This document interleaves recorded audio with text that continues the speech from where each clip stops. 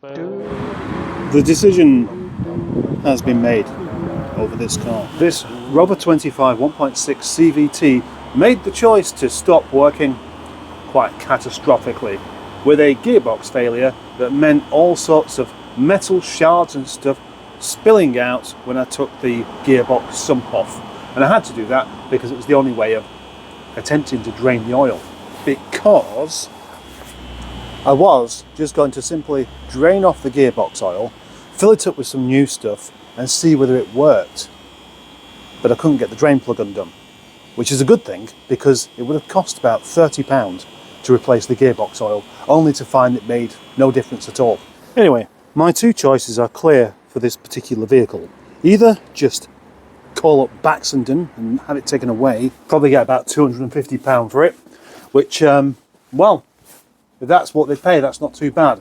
However, I think in the spirit of trying to keep these cars around, I'd be better off just actually taking it apart, selling the bits and then getting the shell weighed in. So I'm going to advertise this car as parts. I'm not going to strip it down, I'm just going to keep it whilst people want bits off of it. I'm going to keep it for about a month and then I shall get rid of it. As nice and as convenient as it would be just to get rid of it and just get a bit of money, I just don't feel right doing it. Not when there are parts on there that somebody may well want. So, as it goes, I've already started. There are no seats in there. I've sold the seats and that money has subsequently been spent. So next, somebody wants to buy the ECU and I've agreed to send it them today. But before I can do that, I really need to make sure that the sunroof works, because the sunroof is of value, as the engine could be too. 75,898 miles. What about this sunroof then? Yes, that's working.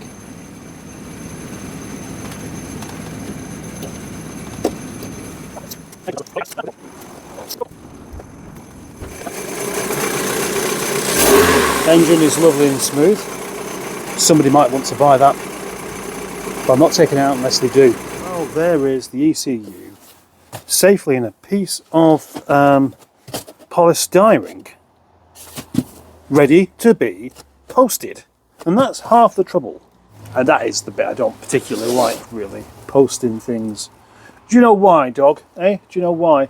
Because, you know, I prefer the post office to using a courier, and usually when I get to the post office, it's closed. So that would mean having to drive somewhere or do it on the way home. But I can never get home in time for the post office to be actually open. So it's a bit of an inconvenience. That and finding a suitable box as well, of course. And this is where I figure why Amazon always use boxes that are actually too big. You know, I always thought, wouldn't it be more efficient to use boxes that, you know, similar size to the item that's being posted? But that would mean more boxes. That would mean more careful selection of boxes. If you can just grab the box and put it in there, then that must save time and then money. And that's what I'm going to have to do. Post office was actually open.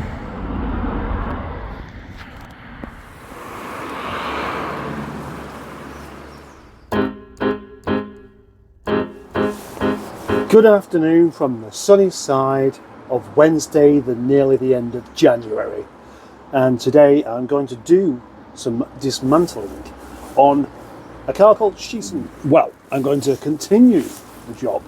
So far, ECU gone, seats gone, and the boot lid as well. I made a video of removing the boot lid and I bunged it in the folder for the delivery of it. And I've since deleted that folder because I have to keep things to a minimum. So unfortunately, I cannot bring you a video about something that you probably wasn't that interested in anyway. Time to remove the sunroof.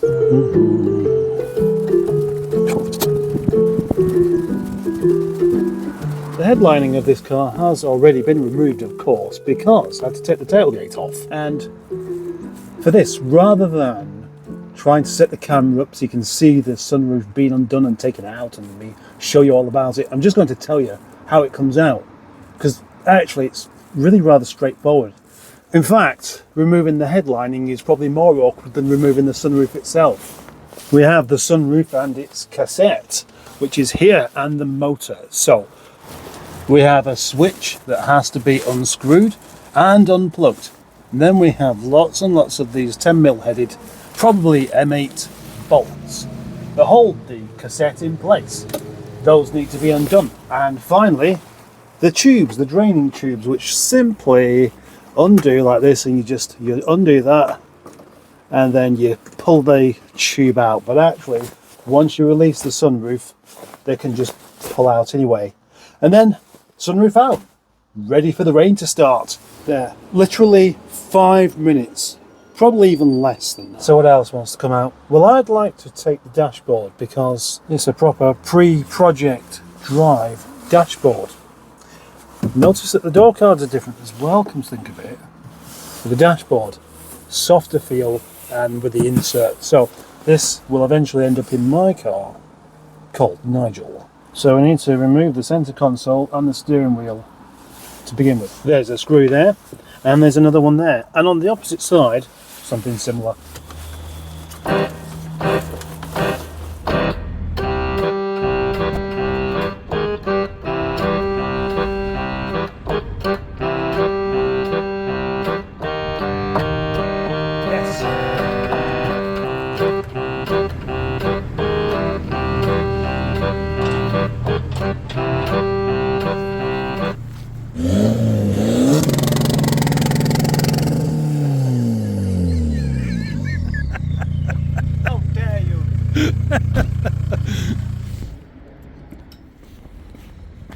Oh dear, yet another microphone hiccup. No worries though, that means that you do not have to listen to the nonsense being said here. Or, indeed, the rather strange song that Carl is singing away to himself right now.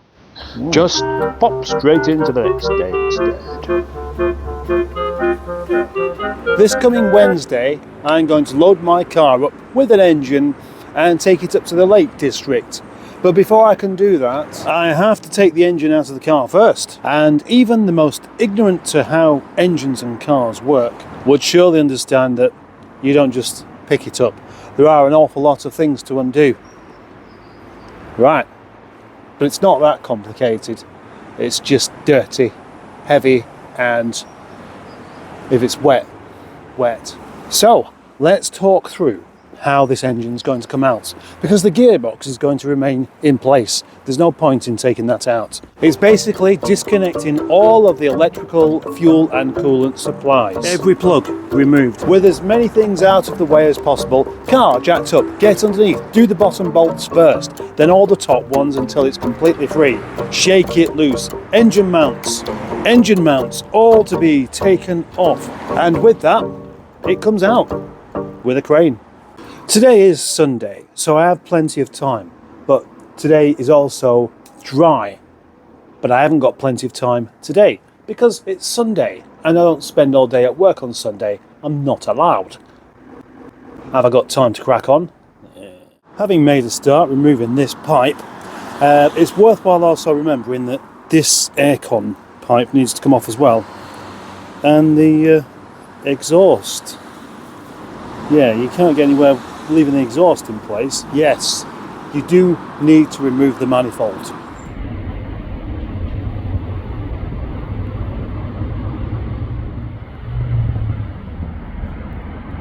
Where are you going? Come back. Well, doing things sensibly, I've gone about doing the awkward bits first, and as it's dry, taking advantage of it being dry. So I've been underneath the car. So a little while back I managed to unplug all these bits here, so most of the top part is without restriction, but then underneath is where it gets awkward, because that's where we need to start undoing the gearbox from the engine. Now I've taken off the exhaust manifold, I've taken off 3 bolts from the gearbox and the engine mount itself, so that is now nice and wobbly. What I want to do now is see if there's another bolt under there somewhere before I lower this back down. Well, I've had a look and it doesn't look like there is, which means I am now finished with the bottom part of the car. And all done in the half-an-hour time slot that I gave myself. Well, I mean, not quite. I am actually maybe 40 minutes late for going home. It's easy to get carried away, isn't it? You know, we're not going to worry about that. We're not. Well, I mean, perhaps you might do, but I'm choosing not to. Bye for now. Quite pleased with that then. And I did say I was going to be back home by sort of 2 o'clock, but even though it's now nearly 3, I'm sure everything will be fine. Weird thing is I didn't get changed. I just left my kind of normal clothes on. I have a set of clothes at work, like really scruffy but comfortable clothes that I have for doing really grotty things, because it doesn't matter whether I get grotty, that's the point. And I forgot to put them on, but that would have cost even more time. And that reminds me, I meant to cut my toenails at work today and I've forgotten. It's going to be another night of getting irritated and distracted. So as far as showing you how this is done, well, I've pointed out where the bolts are. You don't necessarily need to watch me undo them, because if you don't know whether it's going anti-clockwise or clockwise to come out, then you would be best off getting somebody else to do the job. I find it a bit of a strange thing, actually, the old instructional video, because although you may look at something like this and think, well, I don't know how to do it. Will somebody else know how to do it? Well, yeah, they will. But normally they know how to do it by just giving it a proper go, rather than, you know, just doing this. That doesn't help. I mean, you could say, well, you need to know what size bolts you have, what the torque settings are likely to be. But when it comes to taking them off, the torque setting is whatever it is for, you know, basically to release. If you just go off torque settings for taking something apart, you're going to find yourself saying, oh, well, that's not right, because that's not coming undone. Because somebody else will always tighten them up a little bit more than they should have done, because that's the nature of, all often mechanics, come to think of it. They'll tighten something up and then tighten it up just a bit more, because what they don't want is you coming back and saying, this thing's fallen off. Better advice would probably be, rather than showing you how something comes off, would be the selection of tools you'll need to take those things off. The different socket sizes, but even socket sizes like torque settings, when it comes to taking things off, either the socket fits or it doesn't. What we need is advice on how to get that socket back off the nut once you've hammered it on there because it was the wrong size. Oh, you know what? There's a thing. Well, I was using a spanner, a 13mm spanner, on one of those nuts that you couldn't really quite get to with a socket. And I was using a rubber hammer, getting it into place and then just tapping it, not that way, to undo it. Gosh, maybe I am neglecting you after all, because you might not have thought of doing that. Well, here's half the problem then for me, is that I'm not a mechanic. I just do things as and when I need to do, and if I can. And so I don't really see myself in any kind of position to advise anybody else. But maybe little tricks you figure out as you go along are worthwhile sharing, because you never know who might be struggling. And there's me talking myself back into the video I decided not to make because I didn't see any point.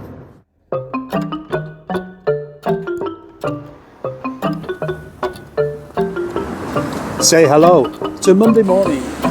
Before the day is out, this engine will be out of the car and ready to go into the back of another car so it can be transported to another part of the north. Now it's all going just a little bit too suspiciously well, because all I have to do now is undo the fuel lines and a few bolts off the top of the gearbox and the engine mounts, and then it's ready to come out. Can it really be that easy?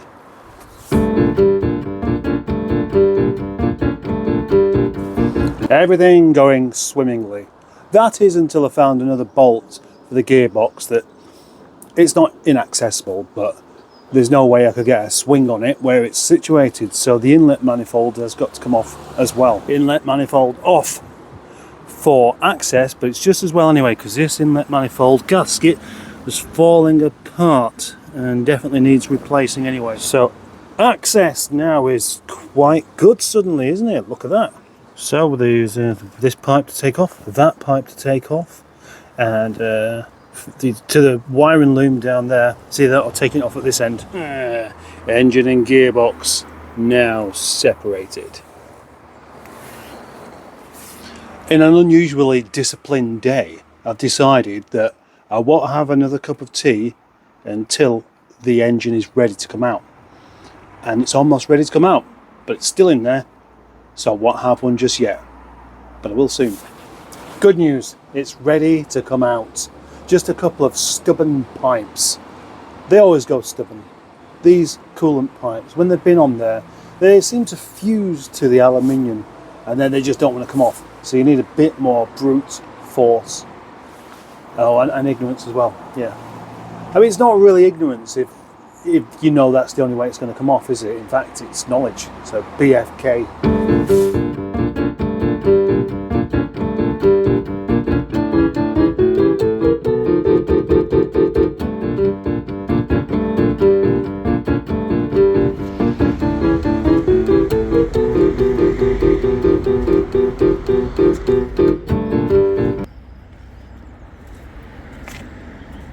It's not exactly sitting low considering it has an engine in the back and a heavy tool case and a guitar amplifier to try and stop it from moving around. Well, hello, you have reached the end of this video. Congratulations for sticking with it. I would like to thank anyone who has stuck with it, and anyone who happens to be a subscriber, channel member, or just someone who likes the videos. Thank you. Thank you very much. Yeah, it's the end, so bye.